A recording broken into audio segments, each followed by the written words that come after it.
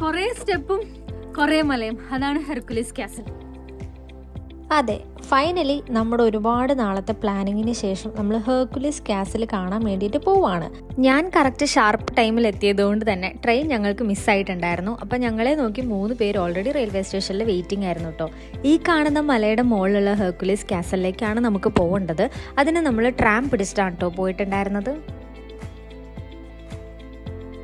കാസലുള്ളത് ഭയങ്കര ഒരു ഒറ്റപ്പെട്ട സ്ഥലത്താണ്. സോ നമ്മൾ ഒരുപാട് മലയും കുന്നും കാടൊക്കെ കയറിയാൽ മാത്രമേ ഈ കാസലിൻ്റെ അങ്ങടേക്ക് എത്താൻ പറ്റുള്ളൂ.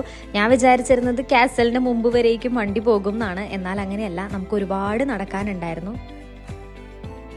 നമ്മൾ ആദ്യം കണ്ടിട്ടുണ്ടായിരുന്നത് കാസലിൻ്റെ താഴെയുള്ള വാട്ടർഫാൾസ് ആണ്. അത് കഴിഞ്ഞിട്ടാണ് നമ്മൾ മുകളിലേക്ക് കയറിപ്പോയത്. ഇത് നമ്മുടെ അതിരപ്പള്ളി വെള്ളച്ചാട്ടത്തിൻ്റെ അത്രയൊന്നും ഇല്ലെങ്കിലും ജർമ്മനിയിൽ വന്നിട്ട് ഫസ്റ്റ് ടൈമാണ് ഒരു വാട്ടർഫാൾസ് കാണുന്നത്. എന്തായാലും അടിപൊളിയായിരുന്നു. നമ്മൾ ഇരുന്നും നിന്നുമൊക്കെ റെസ്റ്റ് എടുത്ത് ഒരുപാട് ടൈം എടുത്തിട്ടാണ് കാസൽ ഫുള്ള് കണ്ട് കംപ്ലീറ്റ് ചെയ്തത്. ബിക്കോസ് അത് ഒരുപാട് നടക്കാനുണ്ടായിരുന്നു. നിങ്ങളീ കാണുമ്പോൾ അറിയാം നമ്മൾ അത്രയും ദൂരെ നിന്നാണ് ഈ മുകളിലേക്ക് ഇങ്ങനെ കയറി വന്നത്. ഒരുപാട് സ്റ്റെപ്പും ഒരുപാട് മലയും കുന്നൊക്കെ കയറിയാൽ മാത്രമേ നമ്മൾ ഫൈനലി ഡെസ്റ്റിനേഷനിൽ എത്തുള്ളൂ. എന്തെങ്കിലും ഫ്രൂട്ട്സും സ്നാക്സൊക്കെ കയ്യിൽ കരുതുന്നത് എപ്പോഴും നല്ലതായിരിക്കും. അവിടെ അങ്ങനെ ഫുഡൊന്നും അവൈലബിൾ അല്ല. ഏഞ്ചൽ ബാക്ക് കാണാവാ. മുകളിലേക്ക് കയറുന്നതിനേക്കാൾ സിമ്പിളായിരുന്നു താഴേക്ക് ഇറങ്ങാൻ. അതുകൊണ്ട് പെട്ടെന്ന് തന്നെ താഴെ എത്തിയപ്പോൾ തന്നെ ഞങ്ങൾ ഒരു ഇന്ത്യൻ റെസ്റ്റോറൻറ്റിലേക്ക് ഫുഡ് കഴിക്കാൻ പോയി. എല്ലാവർക്കും നന്നായിട്ട് വിശക്കുന്നുണ്ടായിരുന്നു.